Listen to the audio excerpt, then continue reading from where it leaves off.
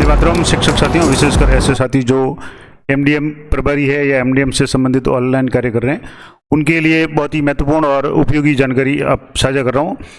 कई बार जो भी ऑनलाइन काम करते हैं उसमें गलती से कई बार कुछ एंट्री है वो गलत प्रविष्ट हो जाती है और उसके बाद में अगर करेक्शन करना चाहें तो वो करेक्शन का ऑप्शन नहीं आ रहा है। तो इसके लिए आपको, जैसे मिड डे मील की बात करें तो एमडीएम में आप अगर कोई भी प्रविष्टि आपने कर ली और वो संख्या गलत शो हो गई या गलत एंट्री हो गई और वो सेव हो गई, तो उसको कैसे करेक्शन करेंगे। तो एक इम्पोर्टेंट जानकारी मैं पूरा विद प्रोसेस आपको समझाऊंगा कि किस तरीके से राजसिम्स पोर्टल पे खाद्यान्न की अगर त्रुटिपूर्ण प्रविष्टि हो गई है, मान लो आपने किसी महीने की एंट्री की और उसमें कुछ कमियां रह गई या कुछ संख्यात्मक आंकड़ा है वो बच्चों की, खास करके इसमें जो भी समस्या होगी वो ज़्यादातर एंट्री की होगी, बच्चों की संख्या की। जैसे आपको टोटल 1 से 8 में से 1 से 5 का और 6 से 8 का जो भी आंकड़ा है, संख्या है दर्ज करनी है उपस्थित स्टूडेंट की।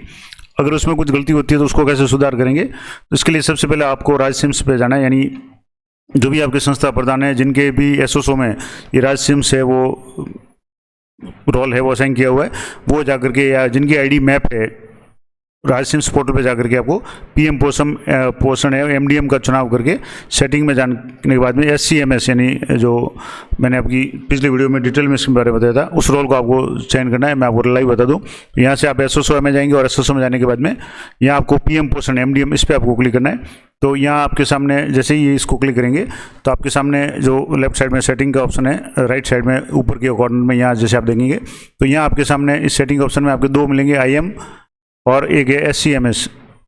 अब यहाँ से आपको SCMS पे आपको क्लिक करना है। तो यहाँ SCMS पे क्लिक करेंगे तो यहाँ आपके सेल्स मैनेजमेंट का ऑप्शन आएगा, इस पर आपको क्लिक करना है। यहाँ प्लस का निशान है तो यहाँ इस पर आप क्लिक करेंगे तो यहाँ 2 तरह के ऑप्शन आपके खुलेंगे, ऐड डिस्ट्रीब्यूशन और डिस्ट्रीब्यूशन लिस्ट। अब एक स्टेप बाय स्टेप मैं आपको बताता हूँ। तो सबसे पहले आपको सेल्स मैनेजमेंट पे क्लिक करना है और डिस्ट्रीब्यूशन लिस्ट को आपको ओपन करना है। तो मैं यहाँ से जैसे डिस्ट्रीब्यूशन लिस्ट है इसको आपको ओपन करके बताता हूँ। तो यहाँ से आप जैसे डिस्ट्रीब्यूशन लिस्ट है इसको ओपन करेंगे तो अभी जैसे ये मई की एंट्री आ रही है, यहाँ जैसे 10 एंट्री आ रही है, इसको अगर आप पूरा करेंगे, मैक्सिमम कर लेंगे, तो इस महीने की सारी एंट्रियाँ हैं वो आपके सामने शो हो जाएगी। तो यहाँ जो भी एंट्री थी वो शो हो गई। अब आपको क्या करना है, यहाँ जैसे किसी तारीख को, मान लो जैसे 8 तारीख को या 9 तारीख को 2 दिन आपने कुछ एंट्री गलत कर ली, तो यहाँ मैं आपको बता दूँ कैसे करना है। तो यहाँ से सर्च में जाकर के सबसे पहले तो आपको सर्च में फ्रॉम डेट टू डेट, यानी फ्रॉम डेट से टू डेट तक भर करके फिल्टर अप्लाई करना है। यानी कि किस किस दिन की आप प्रविष्टि संशोधित करना चाहते हैं वो आपको सेलेक्ट करना है। अब मान लो मैं जैसे यहाँ 1 दिन की या 2 दिन की जैसे भी करना चाहूँ, यहाँ से जैसे आप देखेंगे तो मैं यहाँ इस पर क्लिक कर रहा हूँ और यहाँ से जैसे मान लो मैं 10 तारीख को एंट्री है वो अगर गलत हो गई फीड, तो यहाँ तो पहले तो मैं आपको फिल्टर लगा के बता देता हूँ। फिल्टर कैसे लगाना है, यहाँ जो ऑप्शन है फिल्टर का, यहाँ से आप जैसे वापस में इसको, यहाँ सर्च का जो ऐड डिस्ट्रीब्यूशन है, यहाँ सर्च का ऑप्शन है, एक ऑप्शन और है उसके पास में फिल्टर का ऑप्शन है।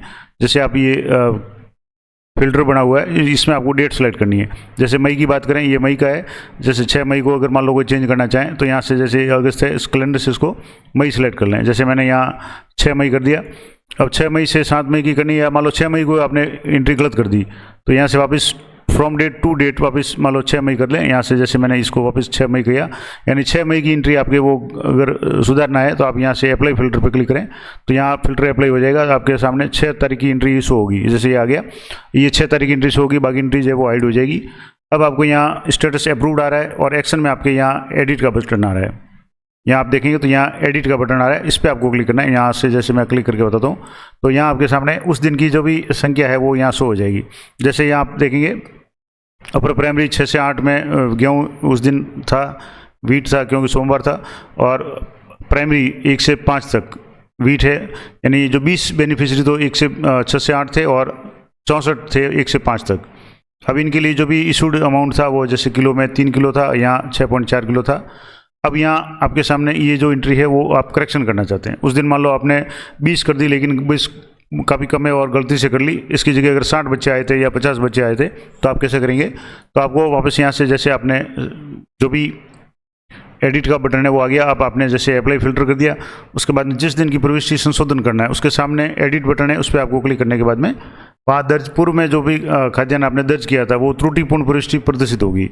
अब सेंड रिक्वेस्ट पे क्लिक करना है और आपको जो भी सही एंट्री है वो आपको करनी है। तो कैसे करनी है, यहाँ से जैसे आप जाएंगे, अब यहाँ आपने देख लिया कि यहाँ 20 जो संख्या ये एंट्री आपने की थी, वो एंट्री वास्तव में गलत थी और इसकी जगह उस दिन बच्चे 50 आए थे, लेकिन गलती से 20 दिए या 40 आए थे, जितने भी आए थे, लेकिन इसको आप चेंज करना चाहते हैं तो यहाँ दो तरह का ऑप्शन है, कैंसिल और सेंड रिक्वेस्ट।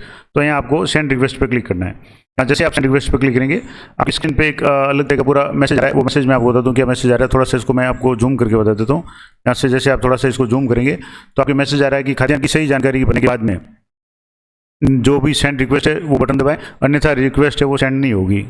एक तो ये जरूर ध्यान रखें, एक एंट्री अपडेट करने के लिए टोटल स्टॉक, अवेलेबल बैलेंस और टोटल इशूड कोटा है वो सारा जोड़ है और आपकी रिक्वेस्ट एमडीएम हेड ऑफिस भेजा जाएगा और संबंधित प्राधिकारी की कार्रवाई के अनुसार नया कंजम्पशन बैलेंस है वो अपडेट किया जाएगा। यानी जैसे ही ये एंट्री अपडेट होगी आपका सारा जो पीछे वाला बैलेंस है वो भी प्रभावित होगा, क्योंकि डेली की इसमें स्टॉक टूटता है तो वो चेंज होगा। और डिस्ट्रीब्यूशन को अपडेट करने की रिक्वेस्ट कंप्लीट या क्लोज नहीं होने तक सिस्टम में इनवर्ड या आउटवर्ड का दर्ज किया जाना संभव नहीं होगा। एक और इम्पोर्टेंट बात कि जब तक ये मामला क्लियर नहीं होगा आगे की एंट्री आप नहीं कर पाएंगे और डिस्ट्रीब्यूशन को अब तक किए गए कुल कंजम्पशन की क्वांटिटी से कम या ज़्यादा पर अपडेट किया जा सकता है। यानी मान लो आपने 20 संख्या भरी और यहाँ 20 की जगह मान लो 40 स्टूडेंट आए थे या 10 आए थे, तो दोनों स्थितियों में कम या ज़्यादा आप अपडेट कर सकते हैं।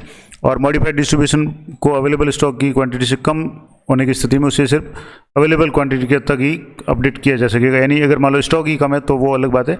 अब जैसे मान लो ये 6 तारीख की आ गई, जो रिक्वेस्ट था ये 6 तारीख आ गया, अपर प्राइमरी वीट और प्राइमरी वीट 1 से 5 का और 6 से 8 तक का।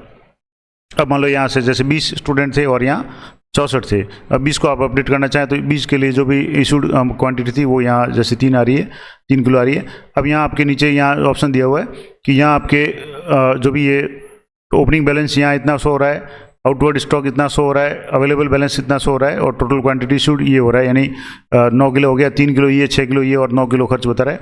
अब आप में जैसे मान लो ये आपको 1 से 5 या 6 से 8 का करेक्शन करना है तो यहाँ 20 की जगह आपको चेंज करना है, तो यहाँ आपको चेक बॉक्स पर क्लिक करना है। यहाँ चेक बॉक्स पर क्लिक करेंगे और यहाँ जैसे 20 की जगह आपने 60 कर दिया या मान लो 60 बच्चे आ गए। अब यहाँ ये 60 का आंकड़ा है, यहाँ अपने आप डाटा अपडेट हो जाएगा, यहाँ भी अपडेट होगा। ये सारा पीछे का जो भी बैलेंस है यानी ये ओपनिंग स्टॉक तो सेम रहेगा, आगे का जो भी स्टॉक है वो सारा चेंज होगा, क्योंकि यहाँ आपने 20 की जगह 60 किया है तो यहाँ भी आपका गेहूँ का अमाउंट है वो बढ़ जाएगा। और इसके लिए यहाँ आपको सेंड रिक्वेस्ट पर क्लिक करना है। अभी मैं आपको सेंड रिक्वेस्ट करके नहीं बता रहा क्योंकि मुझे ऐसी कोई आवश्यकता नहीं है, लेकिन वीडियो बनाने के लिए मैं आपको सिर्फ डेमो बता रहा हूँ कि इस तरीके से आपको रिक्वेस्ट भेजना है। अगर किसी दिन की आपकी एंट्री गलत होती है, अगर 2-3 दिन या 3 दिन की एंट्री गलत होती है तो 2-3 दिन जो भी आप यहाँ से ऊपर सेलेक्ट करेंगे यहाँ आपकी डेट आ जाएगी। मैंने एक ही सिलेक्ट करके आपको सिर्फ एग्जाम्पल के रूप में बताया। तो यहाँ से आप जैसे ही सेंड रिक्वेस्ट पर क्लिक करेंगे तो यहाँ क्लियर लिखा हुआ है कि जब वो अपडेट हो जाएगा तब आपके यहाँ का स्टॉक है वो अपने आप अपडेट हो जाएगा और जब तक ये अपडेट नहीं होगा तब तक आप नई एंट्री नहीं कर सकते। तो ये जरूर ध्यान रखें। अगर मान लो ऐसी स्थिति है तो एक बार जैसे आज मान लो आपको पता चला कि 4 दिन पहले गलती हुई थी तो आज का स्टॉक वगैरह एंट्री सारी करने के बाद ही आप रिक्वेस्ट डालें ताकि अगले दिन तक वो है रिक्वेस्ट है वो अपडेट हो जाए। तो ये इसमें लिखा हुआ है कि रिक्वेस्ट एमडीएम ऑफिस भेज दिया जाएगा और संबंधित प्राधिकारी की कार्रवाई के अनुसार नया कंजम्पशन बैलेंस है वो अपडेट किया जाए। कंजम्पशन बैलेंस का मतलब खत्म जो खर्च है, जैसे यहाँ 20 था अब खर्च कितना हो गया, 60 खर्च हो गया, तो उसके हिसाब से जो भी गेहूँ है वो अपने आप ऑटोमेटिक आ जाएगा और बाकी का जो भी शेष वगैरह वो अपने आप अपडेट हो जाएगा। तो ये सेंड रिक्वेस्ट पे आपको क्लिक करके भेजना है। अभी मैं इसको क्लोज कर रहा हूँ क्योंकि ये मुझे अभी आवश्यकता नहीं है, मैं सिर्फ आपको प्रोसेस बता रहा था। अब मान लो यहाँ भी अगर नहीं चाहते तो आप इसको क्लोज कर सकते हो। तो ये पूरी जानकारी थी कि अगर राज सिम्स पोर्टल पे आपके खाद्यान्न की त्रुटिपूर्ण एंट्री हो गई है तो उसको कैसे आप सुधारेंगे, चाहे गेहूँ की हो, चावल की हो, किसी भी दिन या एक या अधिक दिन है, 2 दिन 3 दिन की है, तो आपको फिल्टर करके वो दिन सेलेक्ट कर लेने और उसके बाद में उस एंट्री को आप मॉडिफाई कर सकते हैं, लेकिन खुद नहीं कर सकते, आपको रिक्वेस्ट भेजना पड़ेगा और वो रिक्वेस्ट है बहुत जल्दी अपडेट हो जाएगा। तो ये मैंने पूरा प्रोसेस आपको बता दिया। आशा करता हूँ ये जानकारी आपके लिए उपयोगी रहेगी।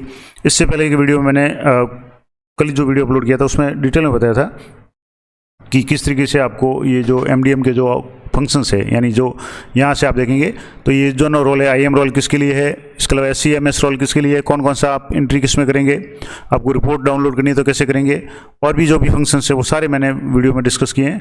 तो वो वीडियो आप जरूर देखें, उसका लिंक मैं इसी वीडियो के डिस्क्रिप्शन में दे दूंगा।